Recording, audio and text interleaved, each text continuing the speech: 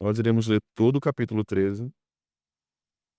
Depois nós iremos ler do capítulo 14, do verso 33 ao verso 57. Uma leitura bem longa, mas é necessária. Hoje nós vamos estudar do capítulo 13 ao capítulo 15. Há uma unidade aqui importante sobre as leis de purificação, que nós, creio, conseguimos passar por tudo hoje. Amém. Vamos orar, irmãos. Pai Santo e Justo, obrigado pela tua palavra e para o que ela aponta e o que ela ensina. Obrigado porque ela nos lembra sempre da nossa natureza caída, do nosso estado de inimizade antes de crermos em Cristo. Ela nos lembra também da importância da expiação do pecado. Ela nos conduz ao entendimento mais profundo de uma vida dedicada ao Senhor, de adoração, de santificação. Pedimos que o Senhor nos ensine esta porção que lemos, esta grande porção. E para a tua mente, Senhor, é algo tão simples, para a nossa mente é algo tão difícil, tão obscuro, tão nebuloso. Mas sabemos, o Senhor é Deus, Pai das luzes. Tu mesmo, ó Filho, disseste que era a luz do mundo. Pedimos então que o Senhor ilumine nosso entendimento. O Senhor dissipe as trevas da ignorância da nossa mente, possamos compreender a beleza do texto sagrado, a beleza deste ensino, a profundidade dele e a atualidade dele para nós. É o que nós te pedimos no nome de Jesus. Meus irmãos, esses capítulos, possivelmente, são daqueles capítulos que têm o poder de nos fazer desistir de ler Levítico. Não é? Porque quando nós lemos capítulo 13, com todos os seus 59 versículos, com todas as palavras incomuns para nós, né, como tinha, por exemplo, nós temos a tendência de desistirmos do que está escrito aqui, de aprendermos o que o Senhor diz, mas devemos nos lembrar que tudo que está escrito para o nosso ensino foi escrito. Esse texto é muito profundo, ele trata de santidade, trata de pureza do povo de Deus e trata de algo extremamente importante para o povo de Deus entender a respeito do culto, a respeito da adoração. Tudo que está aqui resume-se no fato de que o povo de Deus deve estar pronto para adorar. Aqui no contexto da antiga aliança, certo? Deverá estar pronto para adorar. Não pode acontecer ou ter nenhum tipo de impureza, defeito diante de Deus na adoração. Tudo isso é por causa do tabernáculo. Tudo isso é porque o fiel vai se aproximar de Deus. Então, nós temos aqui uma palavra importante em hebraico, né? Zarat, que é um termo que abrange uma série de problemas de afecções de pele, que não tem muito a ver com o hanseníase que nós conhecemos hoje. É diferente. Mas era chamado de lepra, né? Assim foi traduzido. Então, à medida que nós nos aprofundarmos nesses capítulos, nós vamos perceber a profundidade dele para nós. Aqui, Moisés, que é o transmissor da verdade divina, está apontando algumas coisas, e a maior delas é a impureza ritual. Não tem a ver com uma consequência da queda apenas, mas tem a ver com algo que impede o povo de Deus se aproximar dele. Demonstra pecado, mas ter algum tipo, por exemplo, como diz o capítulo 15, de fluxo, não era um sinônimo que a pessoa era terrivelmente pecadora por causa do fluxo. Nós vamos entender isso. Ainda é muito mal entendido pelos leitores das Escrituras, principalmente aqueles que, na leitura anual da Bíblia, pulam Levítico. Aí não vai entender nunca, né? Mas hoje a gente vai chegar lá. Então, o processo aqui é um processo diagnóstico. Deus está, através de Moisés, orientando os sacerdotes, orientando o povo a um isolamento, a purificação no isolamento, não apenas um ato físico, mas um rito de restauração espiritual. Deus está lidando com o coração do povo e reiterando para o povo a importância da reconciliação do povo com o seu Deus e da reintegração do povo ao culto. Então, vamos examinar aqui algumas coisas interessantes para nós entendermos todo o contexto do pensamento judaico a respeito do assunto. Vamos observar, tanto no capítulo 13, 14, como no 15, o contexto histórico no Antigo Oriente Próximo. Isso é muito importante para entendermos a passagem. Nós precisamos também considerar as interpretações clássicas do judaísmo a respeito dessa passagem, porque somos cristãos, mas não somos isolados historicamente. O texto primeiro foi dado para os hebreus. Então é prudente observarmos como a tradição judaica interpreta o texto, ainda que não concordemos com tudo que venha da pena dos mestres judeus, mas é prudente observarmos o que eles disseram sobre isso. Vamos observar também aqui algumas coisas surpreendentes a respeito do Novo Testamento com respeito a estes capítulos, do 13 ao 15. Como isso aparece no ministério de Jesus e como Jesus lida com isso. E depois vamos para algumas aplicações mais práticas. Então vamos para o Antigo Oriente Próximo. Contaminação e sacralidade. Então o contexto no Antigo Oriente Próximo, né? Então a lepra em particular era vista como uma condição que tornava o indivíduo profundamente impuro, imundo, ritualmente, para a prática religiosa comum da época, não apenas do judaísmo. Então isso impedia o indivíduo de participar da adoração. Quando nós observamos o contexto judaico, o contexto da religião hebraica, devemos ter cuidado para não acharmos que eles estavam isolados num tipo de religiosidade que não era presente em nenhuma outra manifestação de adoração naquela época. Não era bem assim. Então, quando nós lemos, por exemplo, sobre a lei de Talião, né, olho por olho e dente por dente, isso era presente em outras manifestações religiosas. Os cientistas da religião vão usar isso de modo bem distorcido, dizendo que a religião hebraica nada mais é do que uma versão das religiões antigas. Precisamos dar uma resposta a isso, né? Muitos cristãos, inclusive evangélicos, quando vão estudar ciências da religião, eles acabam absorvendo esse tipo de informação e abandonando a crença na inspiração do texto sagrado, porque eles começam a duvidar da integridade da religião judaica. Começam a ver a religião judaica apenas como mais uma manifestação religiosa no mundo antigo naquela época. Quando nós observamos, por exemplo, a prática de sacrifício animal nas religiões do Antigo Oriente Próximo, que não era na religião hebraica, né, no judaísmo, nós não devemos entender que a religião hebraica copiou essas religiões. Na verdade, essa prática foi instituída por Deus, não é? Lá na expulsão de Adão e Eva do Éden. Deus matou o animal. Então, o que vai acontecendo nas outras religiões é uma adaptação de uma prática que já vem nos primórdios do contato de Deus com as suas criaturas. E essas coisas vão se espalhando, né? Agora, há também uma utilização divina de certas práticas religiosas que me parece ser uma forma de Deus comunicar melhor a sua vontade de modo mais adaptado à realidade cultural e do imaginário religioso daquele tempo. Não sei se vocês estão me compreendendo. Eu tentar reformular essa frase. Quando nós observamos o Novo Testamento, deixa eu dar um exemplo. Nós observamos o Novo Testamento. Qual é a língua que é escrita no Novo Testamento? Grego. Nós tínhamos o grego clássico, o grego ático, o grego koiné. Qual foi o grego que foi usado? O koiné. Nenhum dos autores do Novo Testamento usou o grego clássico. E podia ter sido usado, mas usaram um grego mais popular. Por quê? Porque Deus queria ser compreendido. Essa é a razão divina. A razão humana é que era aquela língua, era instrumental naquele período. Era uma língua majoritária no Império. Mas Deus queria ser compreendido.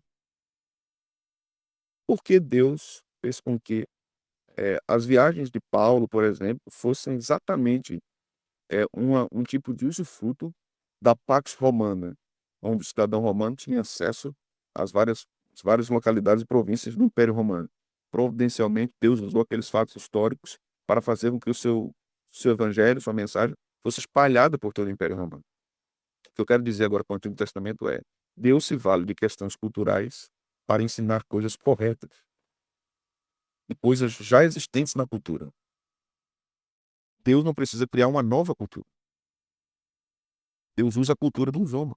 Agora, essa cultura pode ser justa e pode ser ímpia. Deus pode redimi-la. Exemplo: quem são os primeiros a construir uma cidade? Descendentes de Caim. Né? Não temos uma linhagem piedosa construindo as cidades no início. Não temos. Quando Jesus vier, ele desce com o quê? Ele desce com a cidade.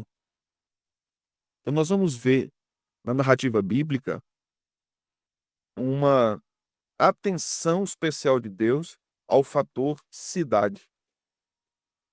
Até para o desfecho da história bíblica, com a utilização de uma cidade celestial. Então, essa ideia de urbanidade na mensagem de Deus é uma ideia muito comum. Deus manda Jonas para Nínive. Tem várias outras histórias das Escrituras de como Deus quis alcançar cidades. Paulo em Atenas, Paulo em Tessalônica, as próprias viagens missionárias que vão apontando as cidades, as próprias epístolas paulinas que vão falando da importância das cidades receberem o evangelho e o discipulado. Então Deus se vale de uma cultura posta para revelar a sua vontade. Assim foi no decorrer da história. Também é no Antigo Testamento, também é com relação à religiosidade no período do Antigo Oriente Próximo. Então, quando nós observamos, em segundo lugar, né, essa questão das doenças de pele, que aqui vai ser traduzido por lepra, né? E repito, não é a lepra de Hansen, né? A Hanseníase, mas é uma variedade de afecções cutâneas naquele período, que apresentavam certas características de manchas brancas, feridas que se aprofundavam em tudo que nós vimos aqui na nossa leitura. Isso estava tanto no corpo humano como na parede de uma casa. Então aquilo era chamado de lepra. As descrições aqui em Levítico são bem minuciosas. Por que são tão minuciosas, se tornam tão cansativas? Eu não sei se alguns de vocês aqui já tiveram a experiência de ler um autor chamado Tolkien, escritor de O Hobbit, Senhor dos Anéis, e vários outros textos. Você for ler O Hobbit, foi o primeiro livro. Você, por não conhecer o autor, a primeira vez que você lê, você fica meio impaciente, porque ele começa a descrever o corredor de uma casa. Aí ele vai falar da porta, ele vai falar da cor da porta, ele vai falar do formato da porta, ele vai falar da maçaneta, ele vai falar do negócio de botar o chapéu, do tamanho, de quantos negócios tem lá para botar o chapéu, que você vai lá. Para que ele está dizendo tudo isso aqui? Por que ele está detalhando tanto? Na nossa mentalidade latino-americana, né, caruaruense, basta a gente dizer assim: tem um negócio de chapéu ali, pega lá. A gente não detalha quantos pés tem 3 pés embaixo, tem 20 negocinhos assim para botar o chapéu, a cor é tal, o tamanho é tal, a gente não tem. Quando a gente encara uma pessoa que tem, por sua cultura, detalhar, né? Eu tenho um amigo que quando liga para mim, só preciso te contar uma coisa. Eu tenho que separar 1h30. Porque senão eu preciso dizer isso para você entender, entendeu? Senão eu vou entender. Pode chegar lá, diz, não, eu preciso dizer para você entender. E ele começa a detalhar tudo, né? Eu abri a porta do carro, aí eu entrei, aí eu fechei, aí eu virei a chave, aí ligou, aí eu olhei para frente, aí eu liguei o limpador. Eu disse: meu amigo, mesmo, você vai parar amanhã. Muitas vezes nós não temos a percepção de que a descrição dos detalhes é um diagnóstico importante para uma conclusão. Aqui era para o sacerdote. O sacerdote precisava de todos os detalhes para chegar a uma conclusão. Então, o sacerdote aqui não era um médico, né, no sentido moderno, mas ele era um árbitro de pureza ritual. Era ele que julgava se a pessoa estava apta para adoração ou não estava apta para adoração. Então, seu papel era diagnosticar literalmente a condição daquele fiel do povo de Israel, né? Ele determinava o estado de impureza ou de pureza. Subsequentemente, ele declarava a purificação se houvesse ali essa necessidade. O que é que isso implica? Implica dizer que isso sublinha a natureza religiosa e ritual da lei de Moisés. Havia religião pura ali. Então, quando nós falamos da consequência dessa imundície, né, dessa lepra, nós estamos falando de um isolamento aqui social, de um isolamento religioso. Nós estamos falando aqui da salvaguarda contra uma contaminação ritual para outras pessoas. Nós estamos aqui lidando com a santidade do tabernáculo. Isso era muito importante para Deus. Isso vai frisando para nós, irmãos, como Deus leva muito a sério o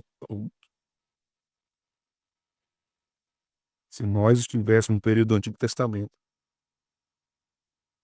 todo mundo teria.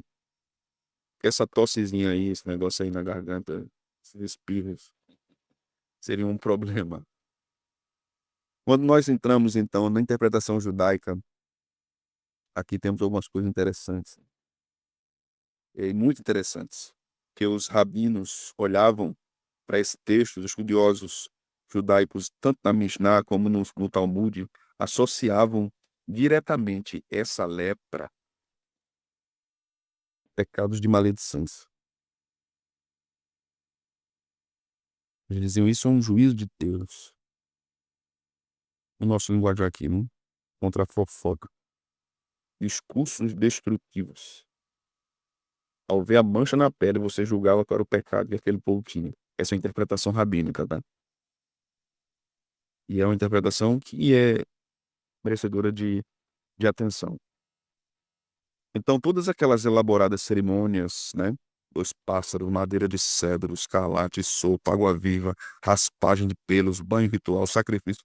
Tudo isso era visto como um processo para reintegrar a pessoa de novo, apta para a adoração a Deus. Ela tinha que ser trabalhada. Ela saía de uma situação de disciplina que Deus a disciplinou e ela era reintegrada. Então, isso era muito importante. Então, quando nós olhamos lá para o capítulo 14 e vemos a contaminação das casas, né? Isso era visto como um aviso divino para os moradores. Tenha cuidado. Se as pedras da casa fossem afetadas, implicava que a casa estava armazenando bens roubados. Essa é a interpretação rabínica. A casa era um depósito pecaminoso. Então Deus estava julgando não só a família, mas estava julgando a residência. Então a remoção das pedras e a eventual demolição da casa era também um ato de purificação.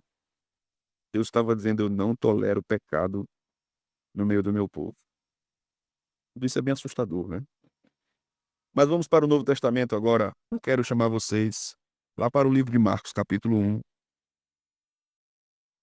Esse é o texto da minha próxima exposição em Marcos. Nós vamos ler lá do capítulo 1, versículo 40 até o versículo 45.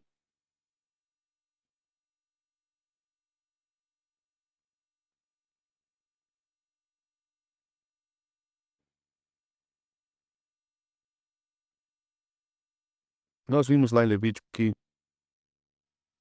somente os sacerdotes podiam diagnosticar, né, a lepra. Vimos que ninguém podia tocar. Quem tocasse no imundo era impuro também, era imundo também. E nós vamos ver isso aqui de modo muito interessante, registrado por Marcos. Ele diz o seguinte: aproximou-se dele um leproso, rogando-lhe de joelhos, se quiseres, podes purificar. Jesus profundamente compadecido. Veja só. Leve em conta a interpretação rabínica de por que uma pessoa estava com lepra. E se é aquilo mesmo, consideremos que seja. Aquela pessoa, alvo do juízo de Deus, leproso, foi a Jesus e disse: se quiseres, pode purificar. Jesus, profundamente compadecido, estendeu a mão, tocou e disse: quero, fica limpo. No mesmo instante, lhe desapareceu a lepra e ficou limpo. Fazendo-lhe então veemente advertência, logo despediu e lhe disse: olha, não digas nada, não. Mas vai e mostra-te ao sacerdote e oferece pela tua purificação o que Moisés determinou para servir de testemunho ao povo. Mas, tendo ele saído, entrou a propalar muitas coisas e a divulgar a notícia a ponto de não mais poder Jesus entrar publicamente em qualquer cidade. Cabrão, da língua grande. Desobediente. Crente desobediente. Mas permanecia fora, em lugares ermos, e de toda parte vinham ter com o rei. Veja que Jesus não hesita em aproximar-se desse leproso. Vamos ler outro texto. Vamos para Lucas, capítulo 17, versículo 11.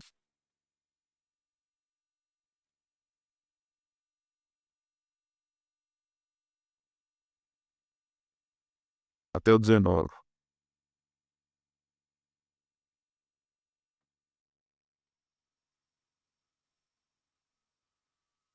De caminho para Jerusalém, passava Jesus pelo meio de Samaria e da Galiléia. Ao entrar numa aldeia, saíram-lhe ao encontro 10 leprosos, que ficaram de longe e lhe gritaram, dizendo: Jesus, mestre, compadece-te de nós. Ao vê-los, disse-lhe Jesus: Ide e mostrai-vos aos sacerdotes. Aconteceu que, indo eles, foram purificados. Um dos 10, vendo que fora curado, voltou, dando glória a Deus, em alta voz, e prostrou-se com o rosto em terra aos pés de Jesus, agradecendo-lhe, e este era samaritano. Então Jesus lhe perguntou: Não eram 10 os que foram curados? Onde estão os 9? Não houve, porventura, quem voltasse para dar glória a Deus, senão este estrangeiro? E disse-lhe: Levanta-te e vai, a tua fé te salvou. Esse texto está sendo registrado por Lucas propositalmente como uma advertência aos judeus, e foram beneficiados pela vinda de Cristo, né? Ele veio para os que eram seus, e os seus não o receberam. Mas o samaritano, que era um pagão, considerado um pagão, volta e agradece a Jesus. Veja que, mais uma vez, Jesus tem contato com leprosos. Sua santidade é tão poderosa que ele não fica imundo com a imundícia do pecador. Ele é quem purifica o pecador. Isso demonstra sua autoridade sobre a doença e sobre todo o pecado, irmão.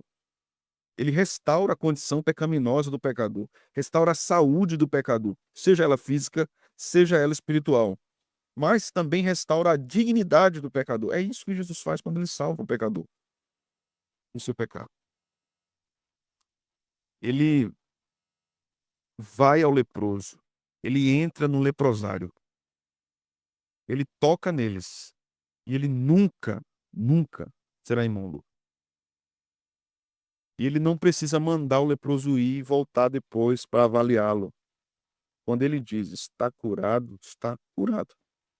Algo que os sacerdotes não poderiam fazer e que o rito no Antigo Testamento não podia fazer, Jesus faz. Quando o texto lá de Hebreus, de Levítico 14 e 13 nos mostram a importância dos sacerdotes, nós devemos olhar para outro lugar também para percebermos o que o Novo Testamento diz a respeito da figura dos sacerdotes naquele processo. Vamos para Hebreus capítulo 4.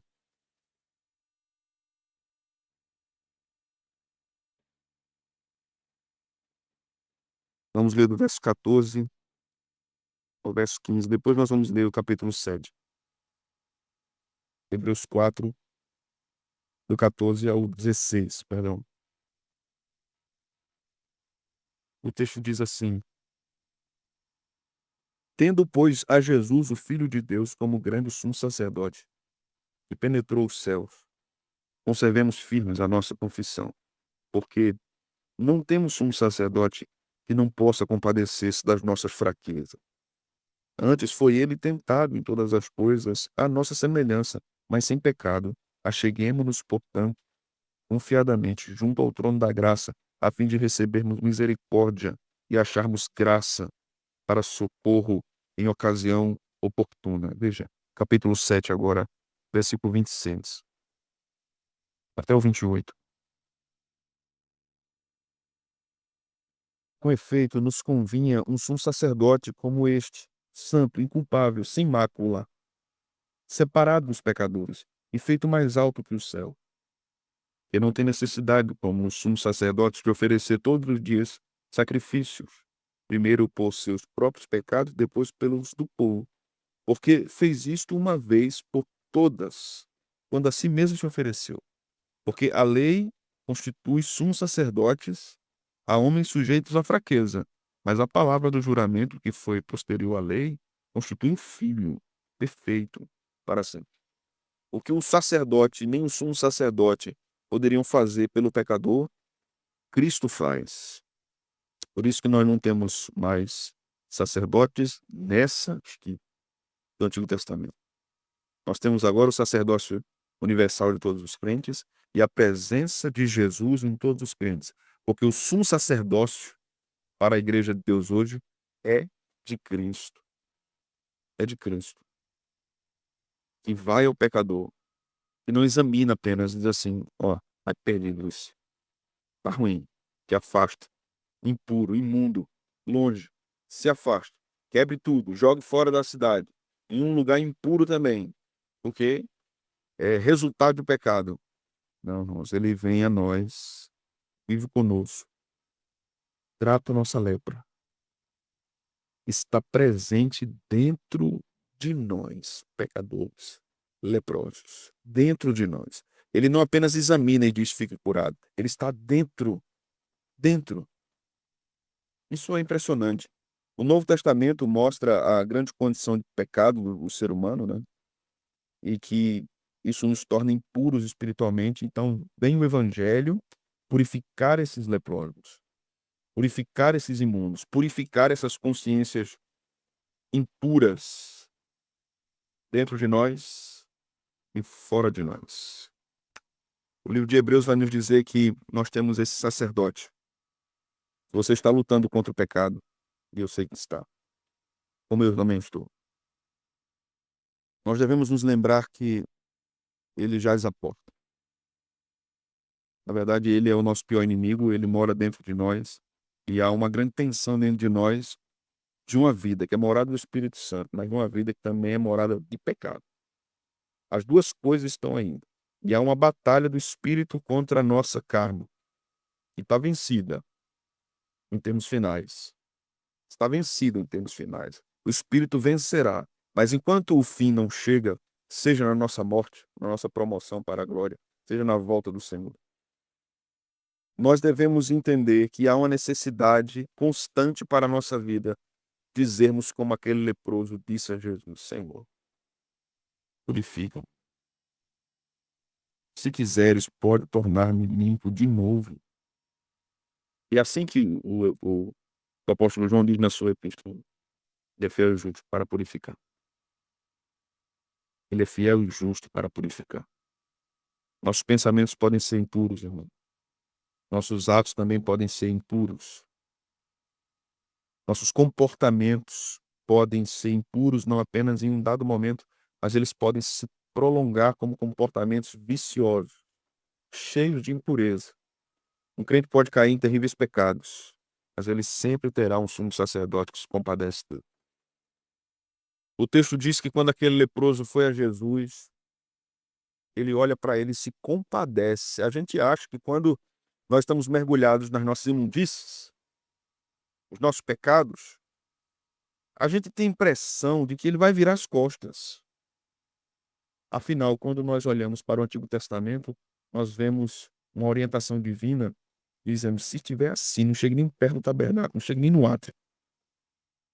Fique isolado. Por que Deus estava fazendo aquilo no Antigo Testamento e estava fazendo diferente no Novo Testamento? Porque no Antigo Testamento, o mesmo Deus estava dizendo assim, não venham. Sabe por quê, irmãos? Porque no Novo Testamento ele diz, eu vou. No Antigo ele diz, não venham. No Novo ele diz, eu vou. Porque vocês não têm capacidade de vir. Assim como Adão e Eva foram expulsos do jardim e não podiam entrar por causa da santidade de Deus, por causa do querubim, por causa da espada desembainhada, eles também não podiam vir ao tabernáculo. Lembremos que o tabernáculo ilustra o Éden. O tabernáculo mostra, de modo mais detalhado, o que Deus queria com o Éden. Deus expulsa Adão do tabernáculo, Deus expulsa o leproso. No Novo Testamento, então, o que é que Deus faz na encarnação de Jesus? É como se fosse assim, Deus sai do Santo dos Santos e sai do tabernáculo e vai até o lugar de isolamento do leproso e diz ao leproso, fique curado. Não é ele que vai, é Deus quem vai. O pecado é, de fato, uma verdadeira impureza diante de Deus. E o que é mais extraordinário nisso é que ele toma sobre si o juízo de todo o pecado, dizendo: sobre mim que estará toda a aflição da impureza do pecador, e eu purificarei.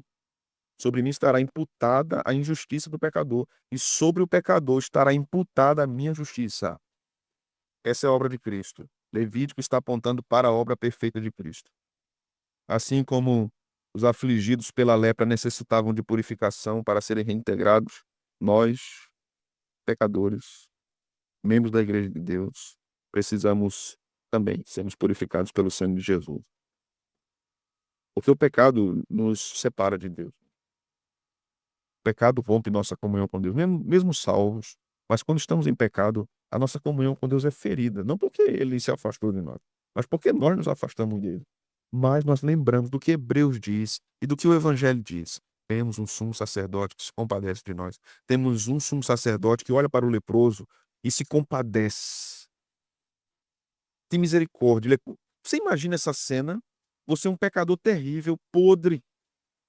Jesus olha para você sendo compungido por misericórdia e por amor por você. E o Senhor clareie isso no seu entendimento, porque isso é muito alto para nós entendermos. Muito alto para nós entendermos. Jesus é o nosso purificador. Jesus é o nosso reintegrador. Por isso que ele diz: eu sou o caminho. Não é um rito mais no Antigo Testamento. Não é um julgamento do sacerdote. É Jesus dizendo: eu sou o caminho.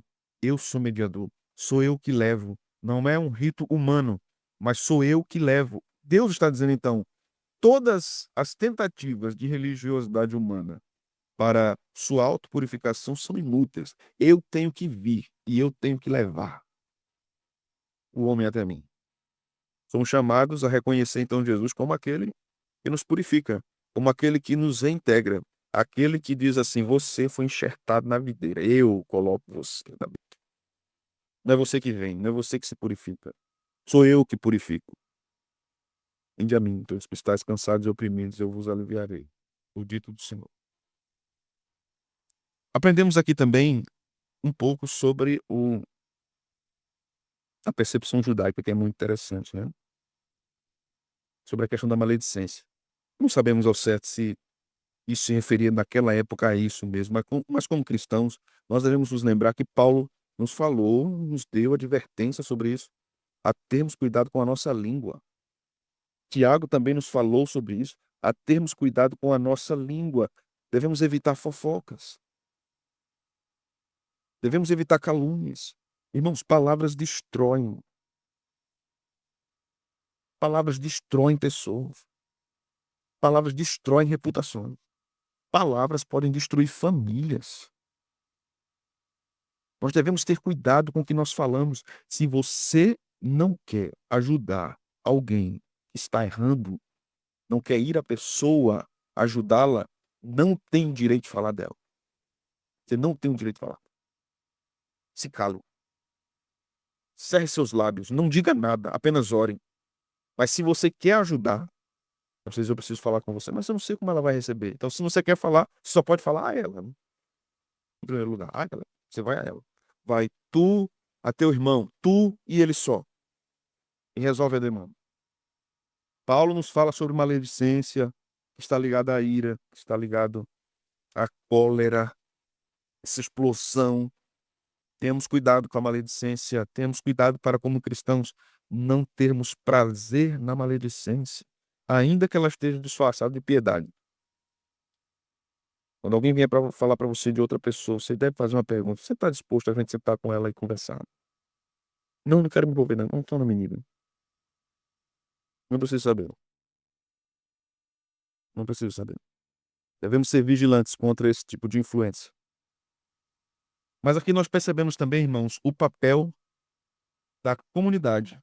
O papel do povo de Israel, da comunidade de Israel, no processo de purificação daquele leproso. Da mesma forma, a igreja desempenha um papel vital no apoio e restauração àqueles irmãos que caíram. A igreja é importante nesse processo O pecado é uma ofensa. E a igreja deve encarar o pecado como uma ofensa. Mas a igreja também é um agente reconciliador do irmão infrator e transgressor, como diziam os antigos, com o Senhor em primeiro lugar e com a comunidade. Mas muitas vezes nós queremos uma restauração e uma reintegração apenas como fator social, na convivência do irmão. Não uma restauração dele com Deus primeiro. Aí é o mesmo. É aí onde erram muitas igrejas que não disciplinam seus membros, porque elas querem preservar uma atmosfera social saudável, sem tratar o coração, sem tratar como aquele crente está caminhando com Deus. Isso é tapar o sol com a peneira. Isso é achar que ninguém está lhe vendo atrás da árvore, hein? Mas o Todo-Poderoso está dizendo onde você está. Ninguém brinca, irmãos. De pique-esconde com Deus e vence. Certo? Ninguém brinca de pique-esconde com Deus e vence. Ninguém pode fugir do seu olhar. E por último, aqui no capítulo 14 e 13, aprendemos que toda a complexidade dessas leis, elas demonstram um desejo profundo de Deus em ter comunhão com o seu povo. Então ele provê os meios para que a impureza seja tratada. Embora a gente ache chato quando lê, mas aquilo ali é Deus dando as ferramentas para que a impureza seja tratada, para que a comunhão seja restaurada. Então, aqui aprendemos uma coisa prática em termos de igreja. Existe um processo também para a restauração. Cristo recebe o pecador. Cristo se compadece do pecador. Mas existe um processo, muitas vezes, a ser desenvolvido. Olhe para Levítico. Os pastores, os presbíteros, precisam cuidar do rebanho nesse sentido. Existe um processo para aqueles que caíram e precisam de restauração. Nós não devemos apenas maquiar a questão. Não, está tudo bem, vamos deixar para lá. Vamos orar aqui, está tudo certo. O caminho não é esse, não. O caminho é um tratamento de fato.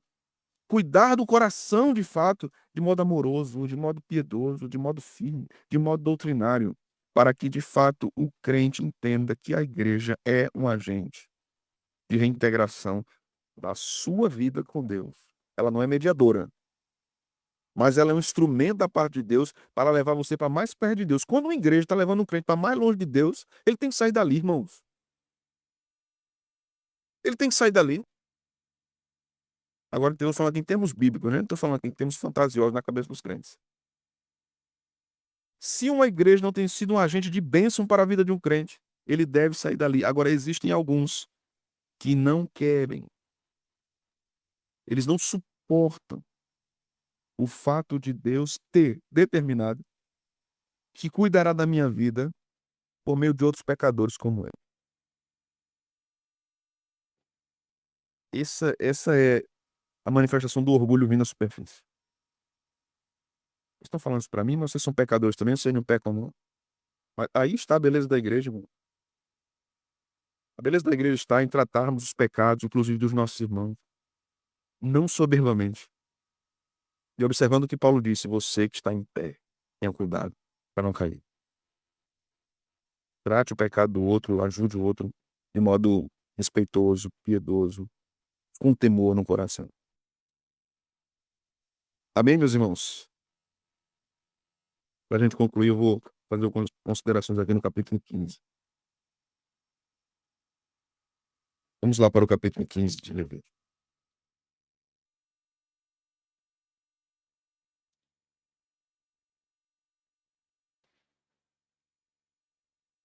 Aqui nós temos um capítulo. Se vocês forem seres humanos iguais a mim, talvez vocês digam da mesma coisa que eu penso, né? Um capítulo extremamente constrangedor, inclusive para pregadores. Como é que o camarada vai pregar isso? Esse capítulo fala de fluxos corporais. Esse capítulo fala de sêmen, fala de menstruação. Já pensou um negócio desse? Aí você fica pensando assim, mas sim, opa, aqui tu botasse um negócio desse aqui. Como é que eu vou falar aqui esse negócio agora? Mas cada um com seus problemas, entendeu? Deus dá. Você, você ouviu o chamado e foi. Então agora estude e fale, né? Mas não é um capítulo constrangedor, é um capítulo cheio de graça. É um capítulo cheio de compaixão, cheio de amor da parte de Deus. É um capítulo muito interessante, porque esse capítulo mostra intimamente como nós estamos ligados à vida e que Deus está reiterando aqui o valor da vida. Aqui, fluxos corporais, especialmente sangue e sêmen, eram vistos como intimamente ligados à vida. Perder isso era perder a vida, na mentalidade do hebreu. Perder isso era perder a vida. E Deus está lidando exatamente com isso aqui, com contaminações indiretas. Isso mostra como a impureza era contagiosa, de fato, para aquele período. Tocar uma pessoa impura ou um objeto era terrível. Era você ficar impuro. Isso criava um sistema rigoroso, né, de purificação no povo. Isso causava até, eu acredito que certo pavor. O que é que Deus estava fazendo? Lembre que a revelação é progressiva. Deus estava ensinando ao povo a profundidade do pecado. O pecado é terrível, vocês precisam entender isso. Para nós, hoje, é muito fácil olharmos para trás, para Levítico, para todas essas proibições, e dizermos assim: eu não vejo a utilidade disso. Mas quando você estuda a doutrina do pecado à luz de Levítico, você vai ter uma, um- uma profundidade que um estudo sistemático sobre o pecado não vai lhe dar. Vamos lá, você vai estudar sobre o pecado. O que é o pecado? Errar o alvo, certo? Qual é a base? Romanos 3:23, Romanos 6 também. Então eu vou pegar outro texto de Romanos, vou pegar um texto de Efésios. Pronto, resolvi a doutrina do pecado. Pra você entender a profundidade do pecado, lê a lei de Moisés. Você vai perceber como é terrível o pecado e como Deus estava tratando disso e como é importante entendermos toda essa complexidade do pecado na vida humana, porque quanto maior a nossa compreensão do pecado, irmãos, maior será a nossa compreensão da obra de Jesus. Quanto menor a nossa compreensão de pecado, será menor a nossa compreensão da obra de Jesus. Quanto mais entendermos sobre o que o pecado faz na natureza humana, mais seremos edificados pela obra do Senhor, mais seremos constrangidos pela obra do Senhor. Aqui nós temos advertências em relação ao período de impureza menstrual das mulheres, conhecido como Nidá. Tornou-se um aspecto cerimonial naquele período, no sentido de que elas não poderiam também juntar-se à congregação para adorar, porque aquilo, a perca de sangue simbolizava a, a perca da vida. Por isso que a lei vai dizer que há vida no sangue. Já tratei isso em outro estudo nosso. A sacralidade da vida ali está sendo observada. Deus não está mostrando a mulher como uma criatura imunda na sua natureza feminina, não é isso. É que Deus está mostrando ali que o pecado afeta a vida. E a perca do sangue é perca da vida para a concepção hebraica e levítica daquele período, né? Então, esse período também criava um período de separação física. Isso fomentava várias coisas também, inclusive para valorizar a presença do outro, quando fosse possível, inclusive no casamento. Uma outra coisa aqui relacionada agora também aos homens, né? Era em relação ao sêmen. A perca do sêmen era a perca da vida. Por isso que havia uma condenação no Antigo Testamento contra o controle de natalidade. Havia uma condenação. Porque você estava desprezando a vida. Há gente grande no nosso país, pregadores importantes estão dizendo que a Bíblia nunca ordenou que o povo de Deus tivesse filhos. Misericórdia, irmão. Não é gente ignorante que não conhece a Bíblia, não. Não é, não. Pelo contrário, a gente ensinou o oposto disso já. Ensinou o oposto. Eu não sei qual é o objetivo dessas coisas, mas é, quando você diz para uma igreja ou para milhares de seguidores na internet que se um casal resolve não ter filhos tranquilamente, por nenhum motivo, tá abençoado. é tudo bem. Vocês resolvem a vida de vocês. Não há uma determinação divina de quantos filhos devem ter um casal. Mas a Bíblia nos mostra que um mandato existe. Cresça e multiplique-se. Mas alguém dizer, mas Deus disse isso só a Adão e Eva, não diz a mais ninguém. E que bom que o povo de Deus não entende dessa forma na história, porque senão a gente nem estava aqui. A gente nem estava aqui. A Escritura vai nos falar do valor da vida e nós devemos valorizar isso. E quanto mais valorizarmos isso, mais abençoados seremos como igreja também. Não desprezemos a vida. Não desprezemos o casamento. Não desprezemos a família. Não desprezemos o crescimento de famílias também. Não desprezemos aqueles que também não podem ter filhos. Eles fazem parte da família de Deus. A igreja é um negócio tão bonito que mesmo aqueles que não podem ter, olham para os que têm e dizem assim, Deus abençoe vocês, eu oro para que Deus abençoe muito mais. E aqueles que têm, olham para aqueles que não podem ter e dizem que Deus abençoe você também. E que a cada dia o Senhor mostre ao seu coração que Ele é mais precioso do que filhos. E filhos não podem ser um objeto de idolatria. Se Deus quiser dar, Ele dá. Se Ele não quiser dar, Ele não dá. E se Ele quiser dar e quiser tirar, Ele também faz isso. Essa é a vida da igreja. Mas parece que até nisso a igreja consegue. Agora, o povo de Deus é fera em esculhambar a si mesmo. Porque fala bobagem. Fala pra... Ah, por que você não tem filho? Por quê? Devia ter. Tá pecando. Você sabe o que é que a pessoa tá passando. Você sabe. Você sabe se tá tentando, se não tá tentando. Perguntou. Na verdade, não é na sua conta. É, na sua... É. Agora é da minha conta, que eu sou pastor. Então eu pergunto. Saber se tá acontecendo alguma coisa, se eu posso ajudar alguma coisa assim. Aí eu posso. Você não pode, não. Eu tô certo, você tá errado. O texto vai nos ensinando, irmão, sobre, mais uma vez, sobre o coração. Primeiro que o sacrifício de Cristo soluciona todos esses problemas, inclusive o problema da vida, né? Inclusive o problema da imundície, o problema da impureza, o problema da lepra, todos os problemas concernentes ao nosso corpo, Cristo solucionará. Nós temos vários problemas, inclusive físicos, talvez não esse dos fluxos, mas temos outros problemas físicos. Vários outros, né? Tem labirintite, outro tem bronquiolite, fibromialgia, miopia, né? Se tiver gia e pia, a gente tem, né? Calvície, eu não evitei falar da calvície aqui, tá no texto, mas eu não vou falar, talvez os irmãos fiquem machucados comigo. Eu não vou pular essa parte. Não era necessário, o texto já falava por si só, então eu não ia insistir nesse ponto, né? Essa é a mensagem do Antigo Testamento, né? Ela é mais complexa porque nós estamos num período muito distante do Antigo Testamento. Mas quando nós lemos essa mensagem à luz do Novo Testamento, nós podemos ver como ela é profundamente bíblica, cumprida em Cristo e que possui lições maravilhosas para nós. Aprendemos com esse capítulo 15.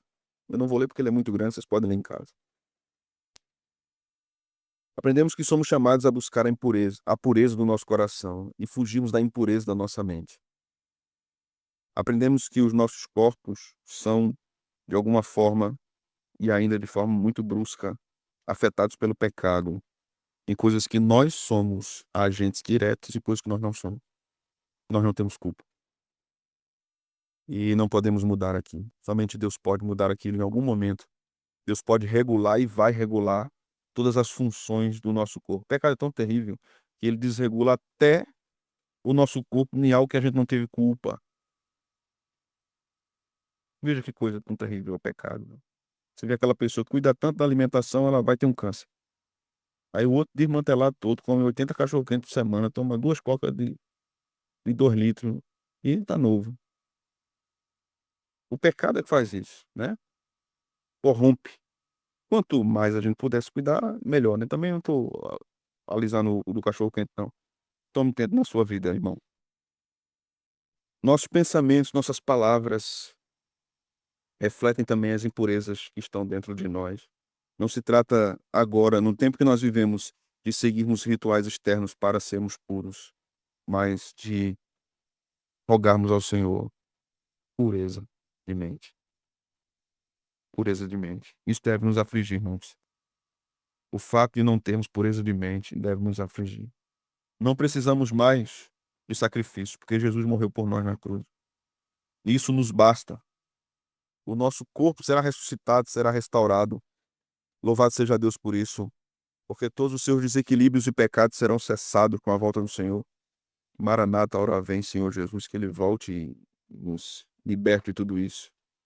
Todas as barreiras que enfrentamos hoje, inclusive por questões físicas, barreiras se tornam sociais, barreiras se tornam espirituais, elas serão e são removidas em Cristo também. Nós não precisamos sermos os mais magros para sermos admitidos no corpo de Cristo. Nós não precisamos sermos os mais saudáveis. Não tem um exame físico, psicotécnico. Imagina se tivesse um exame psicológico para ser membro da igreja, né? Para ser pastor tem. Na minha época eu tinha um exame. Eu disse, mas por que vocês estão fazendo isso agora? Não tem sentido fazer um exame psicológico, acaba que vai ser ainda, pastor. Você tem que fazer depois, ele foi. Aí você tem que examinar ele depois. A igreja não tem isso. Ela abraça os leprosos. Ela abraça os leprosos. E eles são purificados pelo Senhor, né? Não nos choquemos se em determinadas fases da igreja nós começarmos a conhecer vários pecados e vir à tona, vir à superfície vários pecados de membros da igreja. Ah, lepra. Mas há purificação também da parte do Senhor. Sejamos misericordiosos, compassivos e bíblicos. Amém. Vamos orar? Eu falei. Obrigado, Senhor. Que a tua palavra acerte o alvo no nosso coração. Ela mesma disse que não volta vazia. Obrigado pelo Evangelho, obrigado pelo Cristo, nosso sumo sacerdote. Obrigado, Senhor, porque tu nos purificas. Ó Senhor, quando o peso do pecado não solapa, quando a tristeza invade o nosso coração, porque não estamos conseguindo vencer determinados pecados, podemos erguer os nossos olhos marejados, com os joelhos dobrados, olharmos para ti e dizemos mais uma vez, como aquele leproso: Senhor, se quiseres, pode tornar-me. E temos certeza, Senhor, da tua resposta. Sabemos que tu não nos rejeitarás. Como cantamos, Senhor, tu nos ajudarás. Ajuda-nos a sermos mais santos, mais crentes, mais piedosos. Em teu nome oramos. Amém.